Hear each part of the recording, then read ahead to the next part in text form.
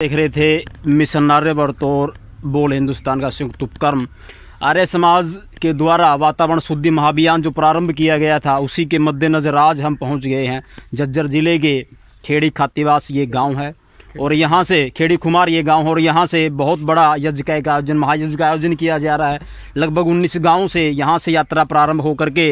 इस वातावरण महाशुद्धि के अभियान को लेकर के 19 गाँव में ये प्रचार रथ जाएगा और वहाँ हमारे समाज का प्रचार प्रसार भी होगा। साथ में वातावरण शुद्धि के लिए निरंतर यज्ञ यहाँ से जो चल रहा है उसमें कम से कम भी 50 किलो से लेकर के 1 क्विंटल तक घी उसमें डाला जाएगा और तरह तरह की उत्तम प्रकार की सामग्रियाँ जिसमें जो अनेकों प्रकार की औषधियाँ होंगी वो उसमें डाली जाएंगी। अभी हम जहाँ खड़े हुए ये वो स्थान जहाँ से यात्रा को अभी प्रारंभ किया जाना यहाँ से है। अभी यज्ञ यहाँ शुरू किया गया था और यहाँ का जो कार्यकारिणी जो मुख्य रूप से यहाँ है उसके प्रमुख सदस्य भी यहाँ मौजूद थे। स्वामी आदित्य वेश जी टिटोली से चल करके आए कार्यक्रम में जो है उनका मुख्य अतिथि के रूप में यहाँ शिरकत करने के लिए और कार्यक्रम को हरी झंडी दिखा करके अभी यहाँ से कार्यक्रम को आगे बढ़ाया जाएगा। आइए यहाँ के जो प्रमुख सदस्य हैं उनसे इस कार्यक्रम को लेकर के बात करते हैं, जो आयोजक वृंद हैं और जो इसमें सम्मिलित होने वाले लोग हैं। सर्वप्रथम सबसे पहला क्वेश्चन लेंगे आचार्य योगेंद्र जी से। आइए योगेंद्र आचार्य जी, आज का जो कार्यक्रम है इसी के विषय में थोड़ा सा आपसे जानना चाहेंगे, कहाँ से लेकर के कहाँ ये जाएगा और क्या क्या चीज़ इसमें जो है डाली जाएंगी। ये अपना समस्त आर्य समाज पूरे देश भर की इस कार्य में लगी हुई हैं और आर्य समाज इस बात को भली भांति जानता है कि समाज में जब जब कोई भी किसी तरह की कृति आई है तो उस दूर करने के लिए उसको आर्य समाज सबसे आगे आया है और आज तक देश के लिए जो भी कुछ किया है आर्य समाज के बराबर किसी संस्था ने भी योगदान अपना नहीं दिया है। आज़ादी के टाइम के भी स्वामी जी जो बात बता रहे थे उस समय के ऊपर बताया गया कि जो आज़ादी के समय के ऊपर 80 से 85% आर्य समाजी जेलों के अंदर थे। इस तरह से तो ये हमन का जो है हमन का जहाँ पर एक नाम आता है तो वहाँ पर आर्य समाज ज़रूर जुड़ जाता है। तो इस तरह से ये एक शुद्ध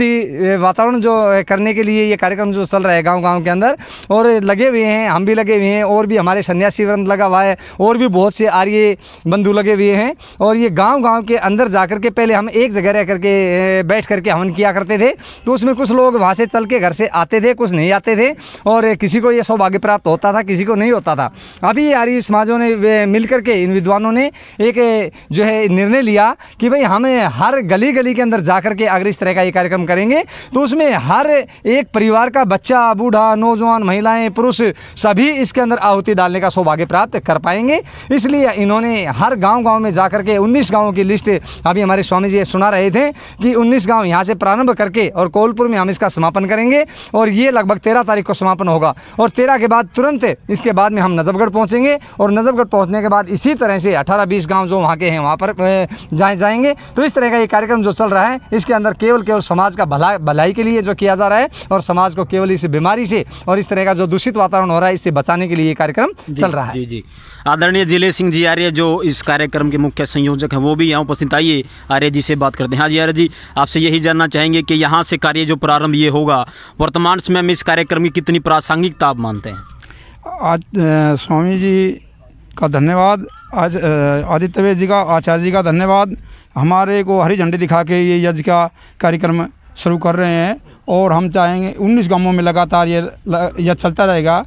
और इसको गांव-गांव में हम आर्य समाज का प्रचार प्रसार के लिए कोरोना की वायरस को ख़त्म करने के लिए गाय का घी की और सामग्री, विशेष सामग्री की हमने सहयोग और आचार्य जी ने मदद की है। तो हम आचार्य जी का भी धन्यवाद करते हैं और गांव-गांव में ये जाएगा। आर्य समाज के युवा सन्यासी और कोरोना रिलीफ अभियान का राष्ट्रीय संयोजक जिन्हें बनाया गया स्वामी आदित्य वेश जी आज के इस कार्यक्रम में मुख्य अतिथि के रूप में शिरकत करने के लिए पहुंचे थे और स्वामी जी ने जो इस यज्ञों की परंपरा को सर्वप्रथम इस कोरोना की महामारी के अंदर जो प्रारंभ करने का जो श्रेय जाता है वो स्वामी आदित्य वेश जी को ही जाता है और उनके आह्वान के ऊपर ही निरंतर प्रचारों तरफ इस यात्रा को लेकर के लोगों में जो सुमड़ा और आज देश ही नहीं विदेशों में भी जो है यज्ञ की धूम सर्वत्र यत्र तत्र सर्वत्र आज वो प्रचारित होती दिखाई दे रही। तो स्वामी जी से भी कुछ पूछते हैं। हाँ जी स्वामी जी, आपने जो काम प्रारंभ किया विशेषकर टिटोली की हम बात करेंगे, जब विषम परिस्थितियां थी, लगातार मौतों का आंकड़ा वहां बढ़ रहा था, प्रशासन में भी हड़कंप मचा हुआ था, गांव में भी बड़ा एक तरह से खौफ का माहौल वहां पसरा पड़ा था। उस समय आप जो है एक युवा टीम को लेकर के गांव में गए और एक सकारात्मक माहौल भी बना, गांव की शुद्धि भी हुई और उसके बाद जो है युवाओं में विशेष तो जागृति उत्पन्न हुई। तो क्या कहना चाहेंगे आप? सबसे पहले तो ये है कि मित्र, ये मेरा नहीं है, ये ऋषि दयानंद का प्रचार है और उन्हीं के दिखाए रास्ते पर हम लोग चल रहे हैं। ये ज़रूर है कि जिस तरह से टिटोली कोरोना का हॉटस्पॉट रहा, 65 से ज़्यादा लोगों को हमने टिटोली में खो दिया, और एक समय था जब 23 लोगों का देहांत हुआ और एक दिन 9 चिताएँ एक साथ जली, तो बड़े दहशत का माहौल पूरे गाँव में था।